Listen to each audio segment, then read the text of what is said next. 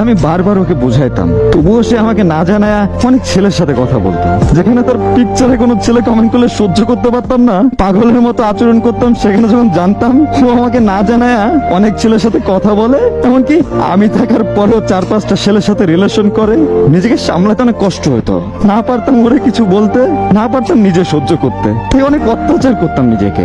আমি এসব কিছু জেনেও সবসময় ওকে বুঝাইতাম, বলতাম দেখো তোমাকে আমি অনেক ভালোবাসি, এইসব কইরো না। তবুও সে এইগুলাই করতো। আর আমি অনেক কষ্ট পাওয়ার পরে ভাবতাম তাকে ছাড়া আমি বাঁচবো কিভাবে, তাকে তো আমি অনেক ভালোবাসি। আমাকে অনেক অপমান করতো, অনেক বাজে কথা বলতো, তবুও সবকিছু না নীরবে সহ্য করে নিতাম, শুধু একটু ভালোবাসা পাওয়ার অপেক্ষায়। 2021 সালে যে কতবার ওর ব্লগ খাইছি হিসাব নাই। ওর সাথে কথা না বলে নিজেকে পাগল পাগল মনে হতো জীবনের কিছুই নাই।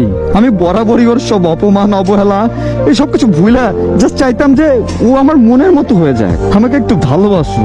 কিন্তু ওর এই বাজে অভ্যাস না কখনোই পরিবর্তন হয় নাই, আর না কখনো আমি করতে পেরেছি। বরং ভালোবাসাটা আজও ঠিক আগের মতোই আছে। সোচ লাগে যে আমি তার মতো কখনো হইতে পারি নাই, বা সে যেমনটা আমাকে দূরে রেখে বিন্দাস লাইফ কাটাচ্ছিল আমি সেটা পারি নাই।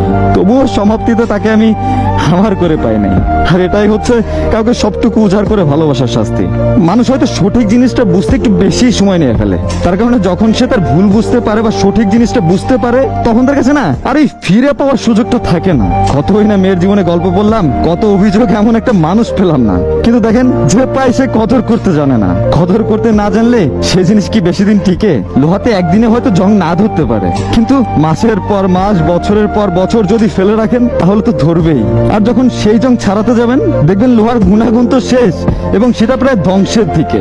এমন মেয়েগুলোও একটা দিন আফসোস করবে, বিশ্বাস করেন আমার কথাগুলো, তারাও প্রচন্ড পরিমাণে আফসোস করবে, আর আপনার থেকেও বেশি কষ্ট পাবে যেটা সে আপনাকে দিয়েছিল। সময় কাউকে না ছাড় দেয় না, নিজের কর্মের ফল নিজেরই ভোগ করতে হবে।